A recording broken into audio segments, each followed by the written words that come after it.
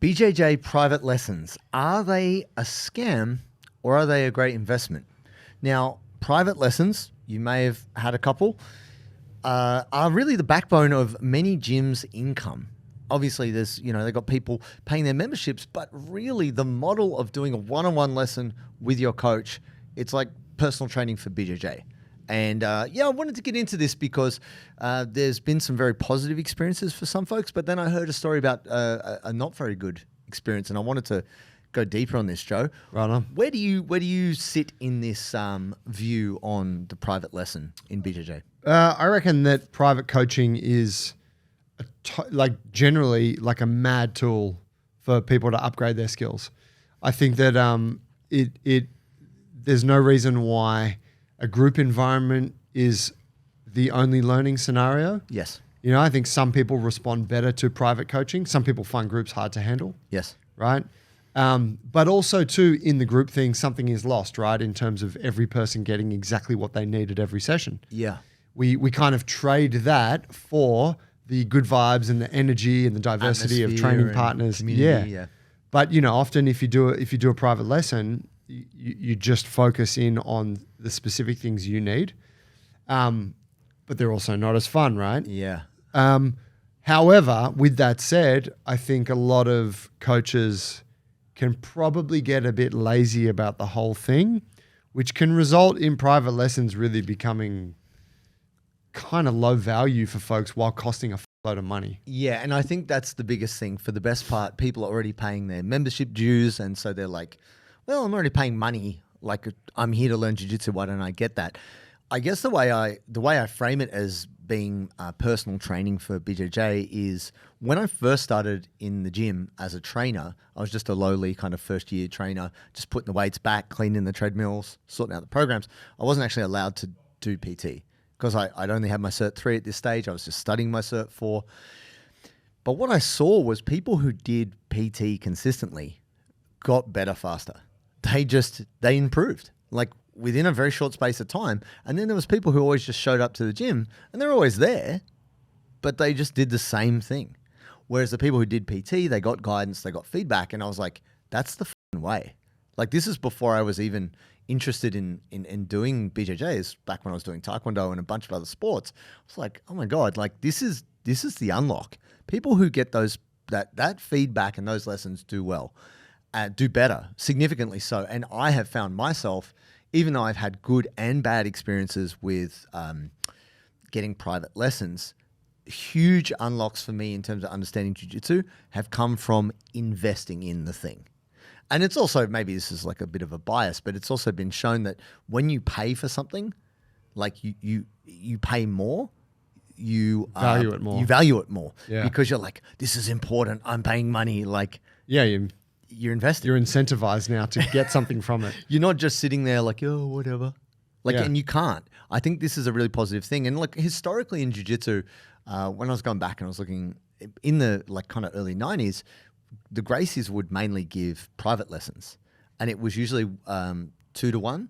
So there'd be the instructor, they would have like their uke, and then the student. Right. So they would demonstrate on the uke, and then they would get the student to come in, and then they could give them feedback from watching them do it. And when I did private lessons in Brazil, that's how it was taught as well. Right. And it was great. I was like, wow, that's really powerful. Before it moved to this more like group class, bigger business type thing. Yeah. And some would argue that maybe the whole idea of a group class is more about the gym making money more than it is you about getting better, if that makes sense. Yeah. I mean, I guess I can see where someone might come up with that. I mean, look, yeah, it also, I mean, for me personally, I got no interest in like if private was my only means of learning jiu-jitsu, I probably wouldn't be interested. Right. Like in terms of what's enjoyable, it's not what I'm there for. Sure. I've recognized, say, in my own training that if I do a private like every few months or something, it's a good chance to like zero in on maybe some mistakes I'm making and get a specific fix for a couple of issues I'm having. Yep.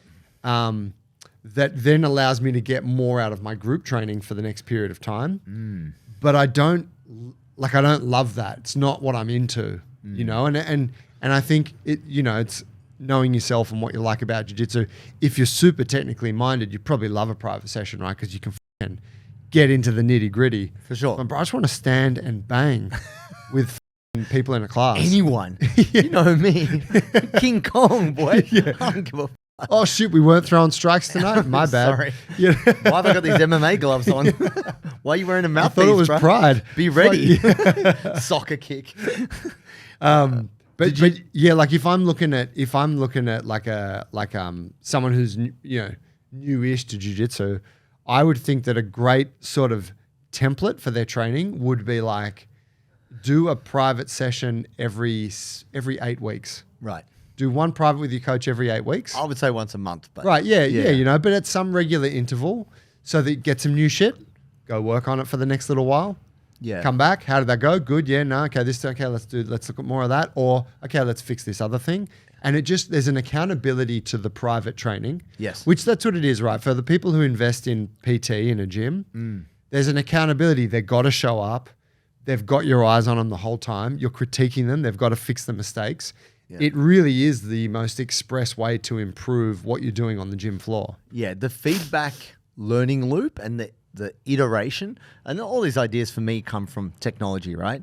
And they're like, you always want to shorten up that feedback loop. So you can make mistakes, but then fix them. Make mistakes, fix them, and keep improving. And if you don't get feedback, like you don't know what you don't know, right? And as a white belt, that's a lot of shit that you don't know. So if you're just working on one thing or you're just trying to get better at a thing, the sooner you can get some really kind of informed feedback, the sooner you can get better. And honestly, the first 2 years of my jiu-jitsu was like the slowest development, even though the enthusiasm was through the roof. I was here for it, man. I was frothing out. I got very little feedback. And even though I was good at the 1 or 2 techniques I did, like my jiu-jitsu was just stagnant. It was only once I got to work with a coach who gave a shit about me and inputted more into my game that I really started to get good at jiu-jitsu. The first 2 years, I was like, I even paid.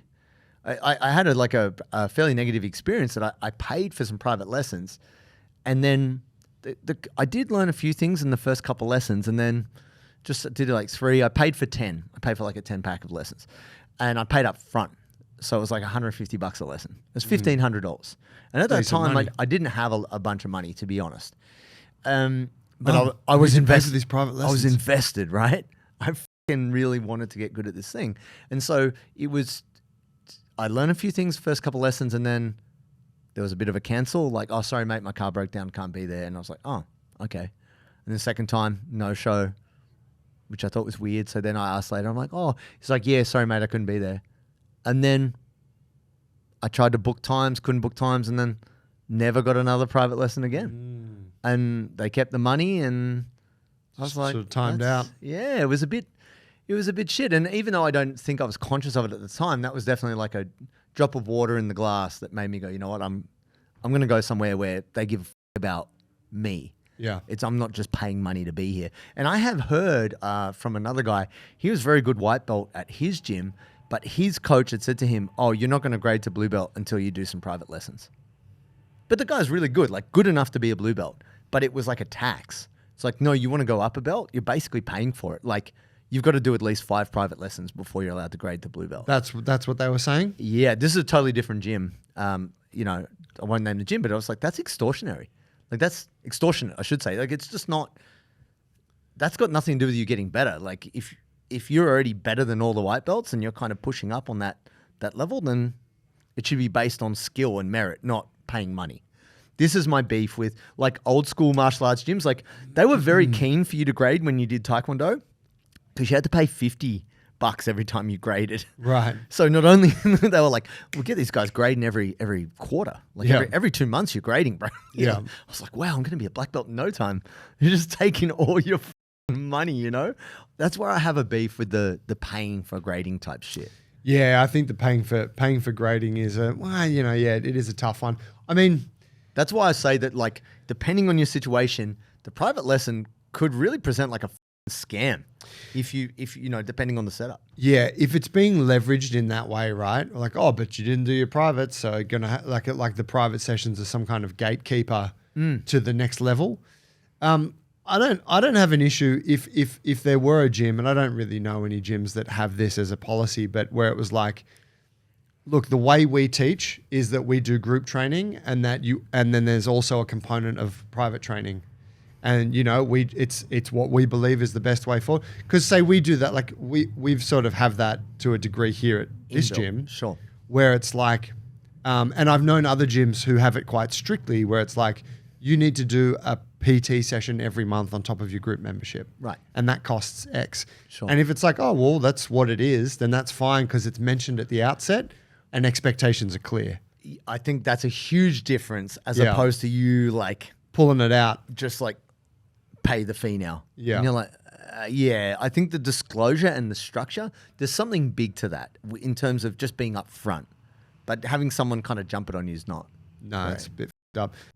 You listen to our podcast because we distill simple information that is going to enable you to get the most out of your jiu-jitsu journey. And this is really the mission of the show. And a tool that we've built to also help you fulfill this mission is the Bulletproof For BJJ app. It is an app that gives you access to simple and brutally effective programs that are going to help you to perform at your best on the mats, to stave off injury as much as possible, and to also be as healthy and enjoy life as much as you can. And the best part is that you don't have to be experienced in gym training. We teach you how to do that. And you also don't need to put a huge amount of time towards it each week. Best part is you can access all of our programs for 14 days for free. All you need to do is go to the App Store, whether you're on an Android or an iPhone, search Bulletproof For BJJ, get the app, get your 14-day free trial. And once you get in there, you'll be able to get coached directly by JT and myself and the Bulletproof coaching team. We look forward to working with you. The other side of it too, and this is something that I find myself reminding coaches of this a lot. Okay. Not jiu-jitsu coaches, but like gym coaches, right?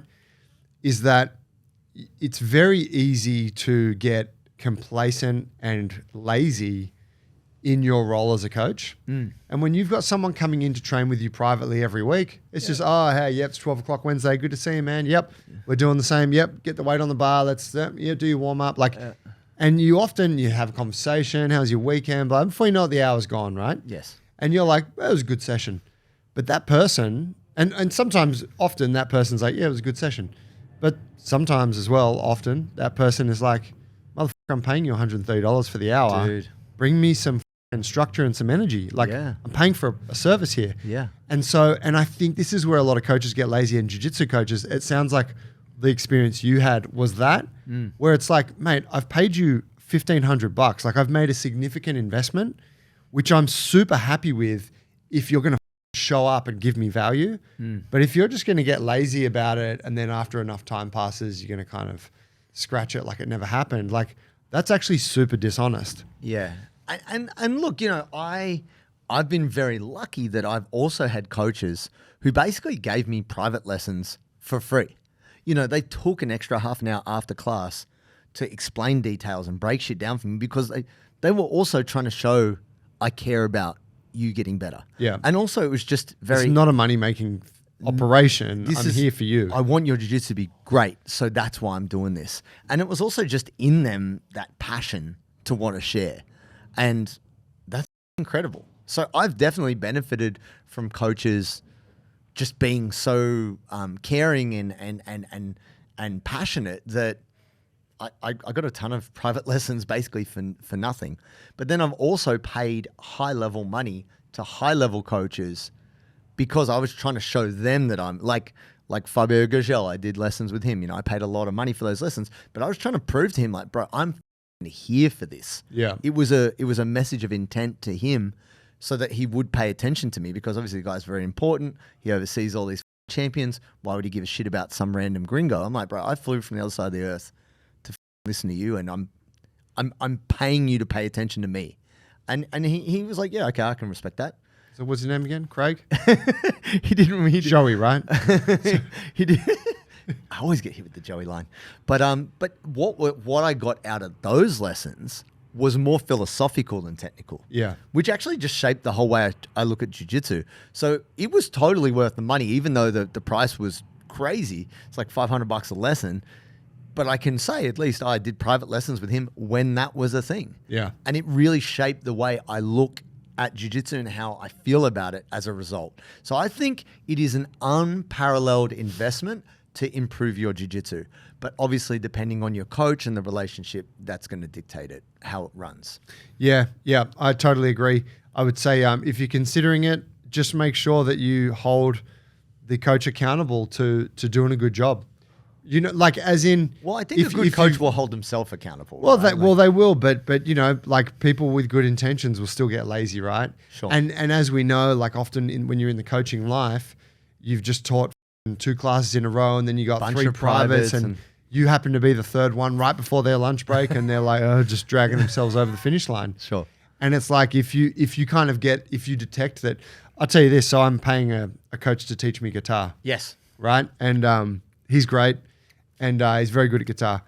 And I had to have put the hard word on him the other day. He didn't show up? No. He's always there. But we only get 30 minutes together. Right. And often, and he loves to go on about the philosophical side of it. And I'm there for it. I'm like, great. But often the 30 minutes is up and I'm like, I've hardly touched my guitar. And he gets to play a bunch because he's like, let me show you this and then this and then this. And he's showing me all this high level stuff. Yeah. And one day we'll get you into this and you'll be able to. And I'm like, this guy's doing all the playing. And so I told him, like, man, look, I really enjoy it. I appreciate your approach.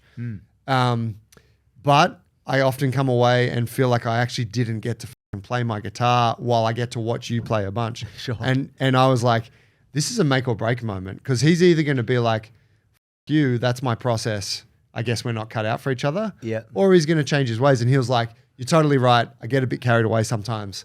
Next week it will be all you. Yeah.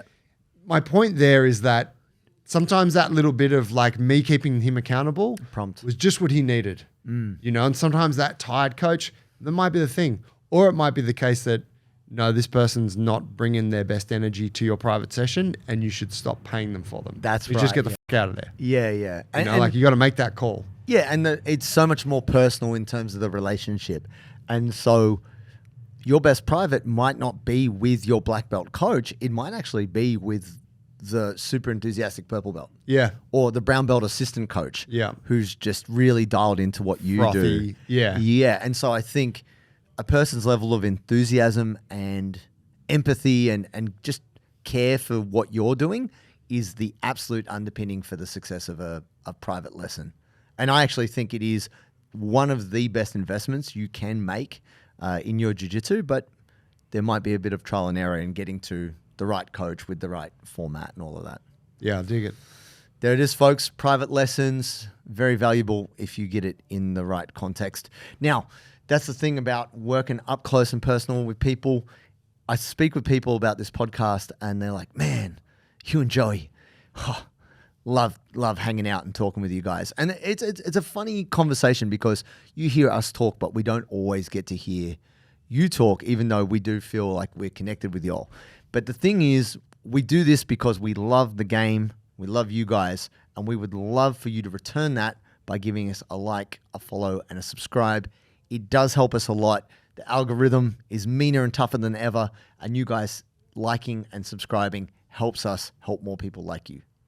Appreciate it. Preach.